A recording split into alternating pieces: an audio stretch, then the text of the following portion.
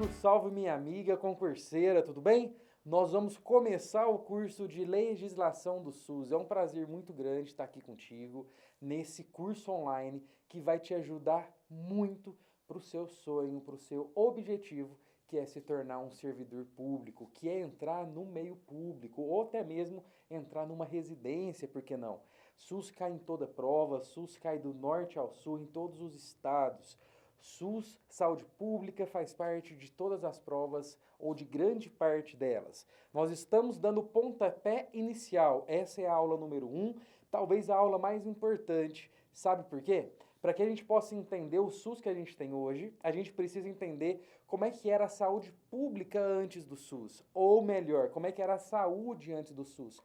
Ou melhor ainda, como é que se tentava fazer saúde ou como é que se projetava saúde, certo? É uma aula importantíssima, é uma aula um pouquinho chata, você vai ver que é um pouquinho teórica, mas a gente vai junto aqui, eu vou junto com você, nós vamos passar pelos principais pontos da história da saúde pública. Nós vamos pegar lá desde 1500 e vamos trazer diversos marcos, diversos pontos aí para que a gente possa conversar.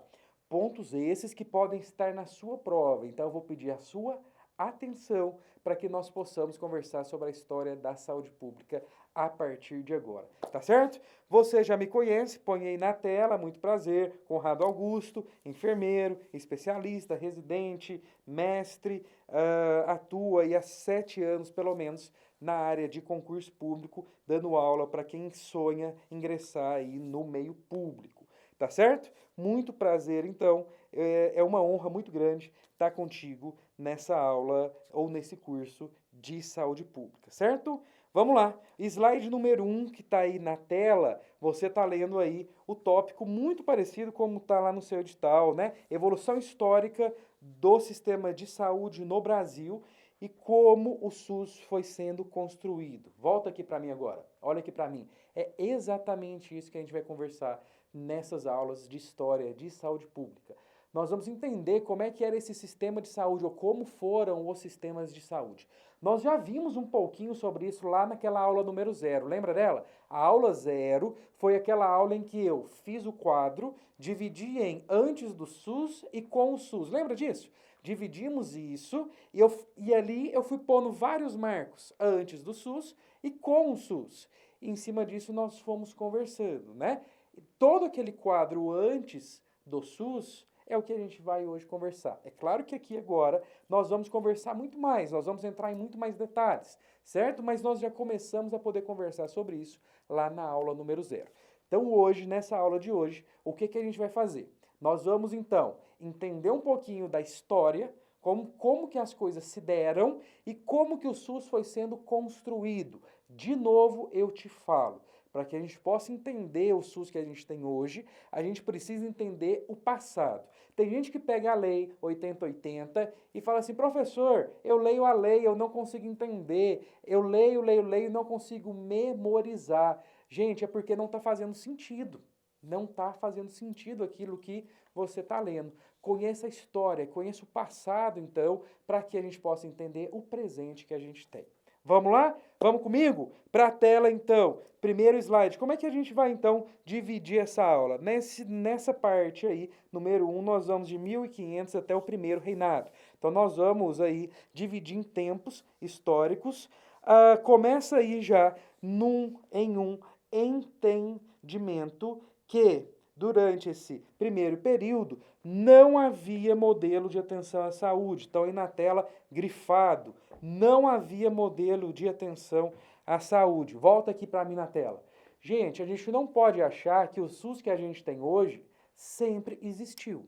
Esse é um ponto inicial para a gente poder começar a aula, tá? Hoje, se você passa mal e se você não tem um plano de saúde, para onde que você vai? Você vai para a UPA. Se você está na rua, bate o carro, bate a moto, passa mal, o SAMU te leva para a UPA. Isso é do SUS. O SUS tem 30 anos, né? Então, como é que a gente pensa isso? Como é que a gente pode pensar isso antes do SUS? É isso que a gente está fazendo. Então, a gente já está no ponto número 1. Quer ver? Vamos aí junto de novo na tela, onde ele traz que não havia modelo de atenção à saúde. Isso está correto. Se a sua prova trouxer isso, está corretíssimo dizer isso, que antes do SUS, e lá na época de 1500, nós não tínhamos modelo de atenção e também não se havia interesse em criar nenhum modelo de atenção à saúde. E isso é importante porque, volta aqui para mim, nós ainda era colônia, né? Então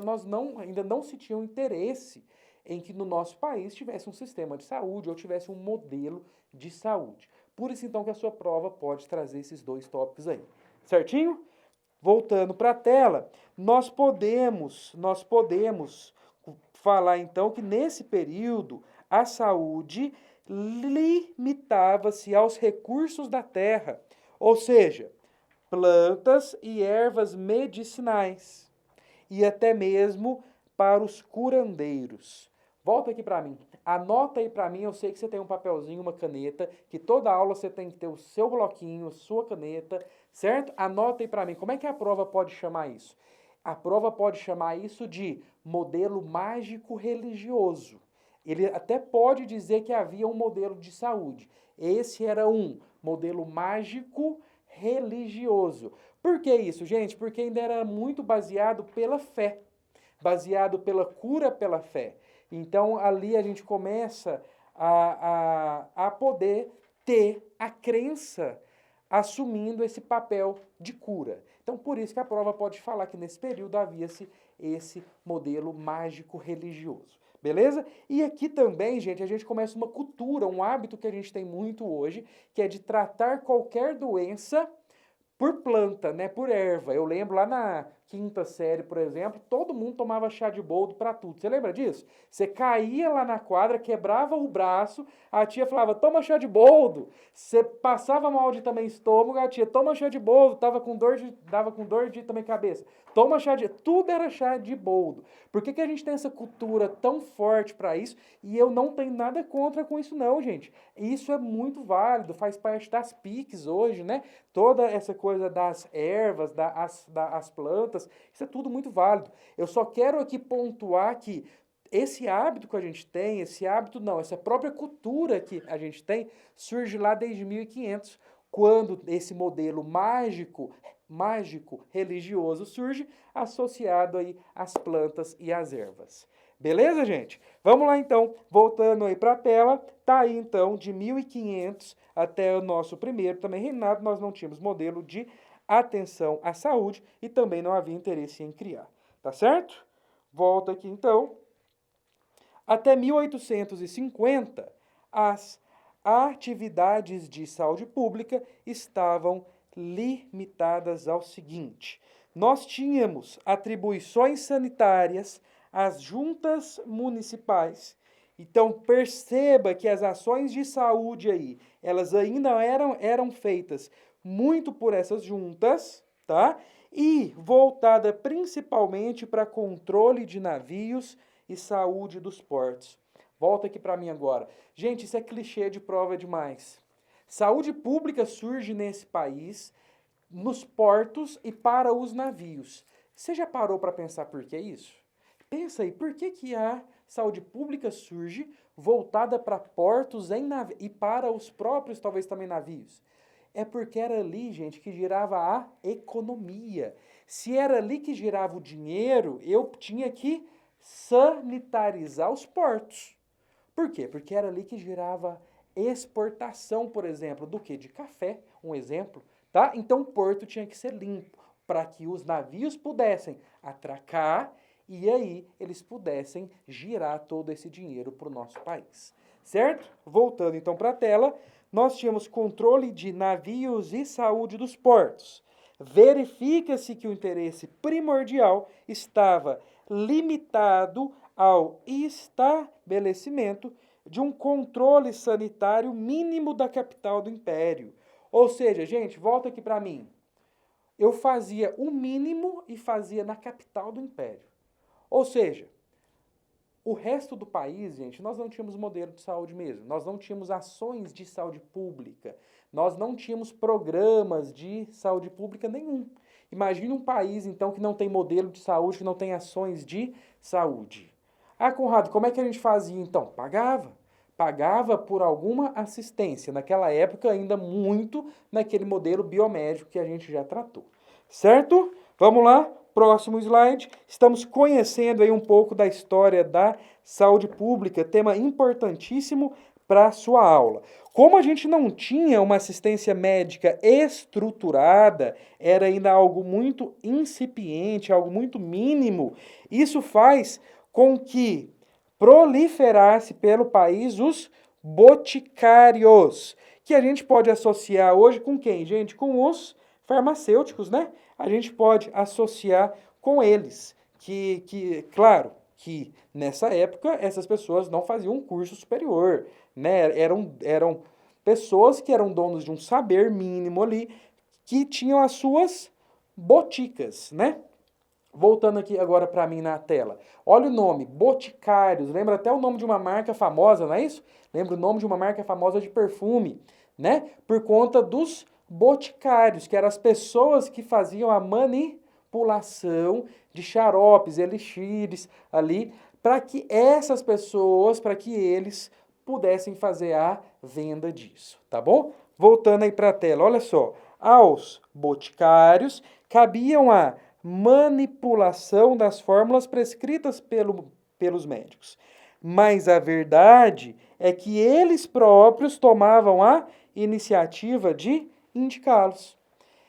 Isso é uma prática muito comum hoje, né, gente? Assim como eu falei do chá de boldo, por exemplo, isso aqui é uma outra prática muito comum nossa, que é a automedicação, não é? A gente muito se automedica. A gente já chega uma pessoa pra gente, eu tô com dor de tal coisa, toma isso, toma aquilo. A gente já tem muito esse hábito disso. Também que surge lá atrás essa cultura, por falta de ter uma assistência médica muito bem feita, formada, pensada, surgem então essas pessoas com as suas boticas, que são os espaços onde eles vendiam esses próprios xaropes, elixir, etc. Certo? Vamos conhecer um pouco mais, volta para a tela aí. Próximo slide. Nós, então, começamos num outro período, que é o início da República, um período muito importante para a gente, que vai de 1889 até 1930. Aqui, gente, a coisa começa a poder mudar. Aqui a coisa começa a poder ganhar corpo, a coisa começa a poder mudar, tá certo? Nós passamos a ser república. Volta aqui para mim. Olha aqui. A gente deixa de ser colônia e passa a ser república. Isso, por si só, já começa a ter uma diferença enorme. Deixamos de ser colônia. Nós somos agora uma república. E a gente começa a querer ter as coisas para o nosso próprio país. Eu sempre digo que é como se a gente tivesse feito aqui 18 anos. Agora eu quero ajeitar a minha vida, ajeitar a minha casa, ajeitar tudo. Agora eu preciso pensar. É assim que foi com o nosso país. Certo? Voltando aqui para a tela, nós passamos a ser república, mas não se esqueça que nós não tínhamos, ou nós não temos nessa época, um modelo sanitário. Então nós tínhamos a falta de um modelo sanitário para o país que deixavam as cidades brasileiras à mercê das epidemias. Olha só, grandes epidemias. Volta aqui para mim na tela. Você lembra, você sabe falar de algumas grandes epidemias que a gente teve. Tivemos epidemia de febre amarela, tivemos epidemia de peste, né? Então, tudo isso começa lá nessa época e aí a gente começa a ter grandes epidemias. Então, o que vai forçar o Estado a poder pensar ações de saúde pública, que é o que a gente vai ver nos próximos slides. Olha aí, a cidade do Rio de Janeiro, por exemplo, apresentava um quadro sanitário caótico, pessoal, caracterizado pela presença de diversas doenças graves que acometiam as pessoas, como, por exemplo, a varíola, a malária, a febre amarela e, posteriormente, a peste. Gente, olha desde quando que nós estamos falando de febre amarela, hein? Já faz 100 anos, pelo menos, que nós estamos falando dessa doença, certo? Quer dizer, então, que lá no Rio de Janeiro nós temos um quadro sanitário caótico com várias doenças graves, as pessoas estão doentes. Eu até pus uma foto aqui, é claro que essa foto que está aí na tela não era do Rio naquela época, a gente não tinha um sistema de saúde todo bem feito, a foto é lúdica, mas é para a gente pensar, pessoas doentes e doenças graves. A gente precisa tomar ações, a gente precisa fazer ações. Em cima disso, Oswaldo Cruz, muito famoso, você conhece ele, foi nomeado diretor do Departamento Federal de Saúde Pública. Então, olha só para mim. Nós temos um Departamento Federal de Saúde Pública. E olha só, para que você possa se atentar às datas, eu pus anexo na aula uma linha do tempo com várias datas e vários marcos. Então, eu peguei lá desde 1500 e fui puxando a linha do tempo com diversos marcos. Isso está anexo à aula. Você pode acessar aqui do lado ou aqui embaixo, depende de como que está aqui agora esse vídeo, mas você pode baixar esse quadro para que você possa entender essa linha do tempo. Não se pegue muito em datas e fatos. As provas não cobram mais isso. Foi-se o tempo que as provas cobravam. Em 1668 aconteceu isso. Não cobra isso. Mas é uma linha do tempo para que você possa conhecer os fatos históricos. Por exemplo, aqui a gente já tem um Departamento de Saúde Pública Federal, tá? Isso está lá na sua linha do tempo que você pode baixar na aula. Beleza? Vamos seguir aqui então. Volta para a tela. Oswaldo Cruz é nomeado diretor do Departamento Federal de Saúde Pública com uma proposta muito simples, gente. Tranquilinho o serviço dele. Sabe o que ele tinha que fazer? Uma coisa que a gente não conseguiu fazer até hoje. Erradicar a febre amarela. Aonde que ele tinha que fazer isso? Lá no Rio de Janeiro. Né, gente? E aí, esse modelo que ele trouxe, esse modelo de intervenção, ficou conhecido como campanhista. Ficou conhecido como campanhista e eu vou te explicar o porquê. Olha só, volta aqui para mim. Imagine o seguinte, imagine que nós temos uma doença, que nós estamos lá em 1900, por exemplo, nós temos uma doença, eu não vou te explicar muito sobre ela, mas eu vou te aplicar uma vacina, por exemplo. Eu vou te aplicar uma vacina que é contra essa doença. Hoje, nós estamos numa época que muitos pais, muitas mães, famílias não querem vacinar as crianças. Mesmo a gente tendo Google, informações e tudo, há aí todo um movimento anti-vacina, né? Que a gente vive no mundo. Se tem dúvida, se não tem, esse movimento antivacina tem as suas teses, né, tem as suas coisas, beleza. Mas pensa isso em 1900. Hoje, se a gente quiser, a gente pode baixar o manual para poder ler um pouco mais sobre essa vacina. A gente pode entrar no Google, põe lá vacina contra tétano, vacina contra sarampo, vacina contra isso. E a gente baixa diversas fontes e lê e a gente decide se a gente vai ou não vai tomar, né? Agora pensa isso em 1900. Qual que é o Google? Não tem, né, gente? E aí as pessoas falam assim, olha, vai ter que aplicar uma coisa no meu corpo que eu não sei direito o que é para poder controlar essa vacina. Agora pensa só, vocês acham que se hoje a sua avó e seu avô, quando vai tomar aquela própria vacina de gripe, ele fala o quê? Não vou não, por quê? Porque isso é coisa do Estado para poder matar os senhores e as senhoras para não pagar pensão. É ou não é, gente? Sua avó já falou isso, seu avô já falou isso muitas vezes. E tem uns que não vão de jeito nenhum. Claro, né, gente, que isso é uma teoria. Claro que aquela mesma vacina que aplica no senhorzinho pode ser que seja aplicada em mim, pode ser que seja aplicada numa criança, depende da dose, depende do tipo que a gente está falando. Então, não tem uma vacina específica para pessoas mais velhas, né? Então, essa teoria é uma teoria da sua avó e do seu avô que cabe a gente tentar quebrar. Tem gente que não toma de jeito nenhum. Pensa isso nessa época, então, gente. Pensa isso nessa época. Por quê? Nós tivemos uma ação da polícia sanitária. É esse o termo mesmo. Polícia sanitária, né? Que ela trouxe ali, ela vai trazer ações policiais voltadas para a área da saúde. Pé na porta, todo mundo para fora, que nós precisamos limpar o centro do Rio de Janeiro. E a sua casa está no meio dessa limpeza. Pé na porta, roupas para fora, camas para fora, põe o fogo e limpo o Rio de Janeiro. Eu sanitarizo o centro do Rio, por exemplo, por meio dos guardas sanitários, por meio dessa polícia sanitária. As pessoas começam a não aceitar isso, né? E aí eu começo a ter problemas. Quer ver? Volta para a tela. A falta de esclarecimentos e as arbitrariedades cometidas pelos guardas sanitários, olha o termo aí, ó, que pode estar na sua prova, começam a causar revolta na população. As pessoas começam a se revoltar. A onda de insatisfação agrava e aí, com outra medida de Oswaldo Cruz, a Lei 1261, institui a vacinação antivaríola obrigatória.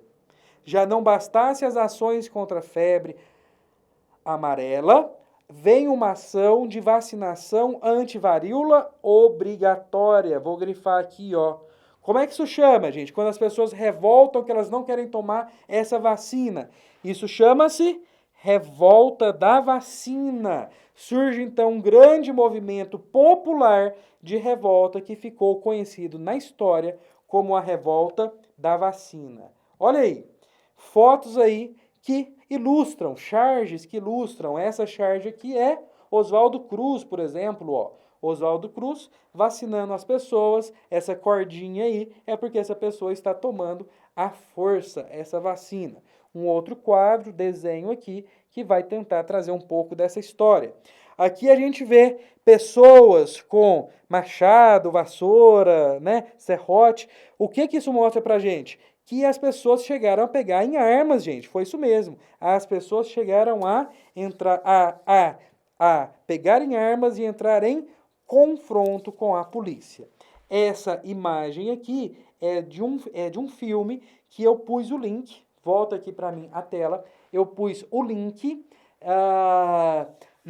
aqui embaixo para que você possa assistir um filme da história do SUS.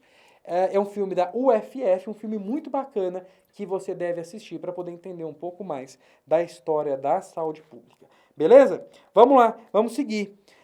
Oswaldo Cruz não deu muito certo, né, gente? Oswaldo Cruz tem toda uma história muito bonita dentro da saúde pública, mas nessas intervenções, nesse modelo campanhista dele, ele não foi muito feliz. Na década de 20, ou em 1920, Carlos Chagas, vamos aí para a tela, Carlos Chagas, sucessor de Oswaldo Cruz, reestrutura o Departamento Nacional de Saúde, então ligado ao Ministério da Justiça, e ele introduz uma propaganda e a educação sanitária na técnica rotineira de ação, inovando um modelo campanhista de Oswaldo Cruz, que era puramente fiscal e policial. Volta para mim. Fiscal por quê? Porque vai fiscalizar quem está e quem não está doente. Policial por quê? Porque vai mandar o pé na porta, tirar as pessoas e pôr fogo na roupa delas. Ou forçar você a tomar essa vacina. Beleza? E aí, então, as coisas começam a poder mudar com Carlos Chagas, quando ele pensa essa educação sanitária. Então, pensa que eu preciso instruir as pessoas, que não é só forçar elas a tomarem essa vacina, por exemplo. Que a gente precisa conversar, educar, que é muito o que a gente faz hoje na atenção básica, por exemplo. Certo? Vamos lá? E aí nós temos, na tela tá aí, criaram-se órgãos especializados na luta contra a tuberculose, por exemplo. A antiga lepra, nem gosto desse nome, né, gente? Nome feio pra caramba. Da hanseníase e para doenças venéreas. Importante falar, gente, que ainda é muito incipiente, coisas muito mínimas. Importante falar também, volta aqui na tela para mim, que muitas dessas ações especializadas foram feitas para isolar essas pessoas. No caso aqui da lepra, como eu falei, era para isolar essas pessoas, para poder tirar essas pessoas do meio social. Porque foi assim que a gente tratou por muito tempo. TB, a saúde aí também mental. Por muito tempo a gente fez isso, né? Então era para isolar essas pessoas. Então não muito para tratar, mas eram ações especializadas que já eram feitas, tá? Voltando para a tela, expandiram-se as atividades de saneamento para outros estados além do Rio de Janeiro. Volta aqui para mim. Lembra que nós éramos república. Lembra que nós éramos república? Feito isso, então, nós não tínhamos ações de saneamento fora da capital. Era tudo ali focado para a capital do império. Sabendo disso, então, nós agora somos uma república e nós vamos expandir essas ações de saneamento para outros estados. Beleza? Vamos lá. Olha aqui. Na tela, a política de saneamento era destinada aos espaços de circulação das mercadorias exportáveis e a erradicação ou controle dessas doenças que poderiam prejudicar a exportação. Principalmente de quem, gente? Do café. Volta aqui para mim. Olha só, muito então do que a gente fez de saúde pública por muito tempo, lembra disso na hora da sua prova. Muito do que foi feito na história da saúde pública foi voltada para a economia. Onde eu tinha que investir, eu levava ações de saneamento. Onde eu achava que não tinha dinheiro girando, por exemplo, do café, eu não tinha ações. Certo? Pessoal, essa aula encerra aqui. Nós vimos um pedacinho, nós vimos o início da saúde pública. Já já a gente volta para poder continuar a história da saúde pública e a construção do Sistema Único de Saúde. Fica firme aí, a gente já volta com a próxima videoaula. Tchau, um abraço!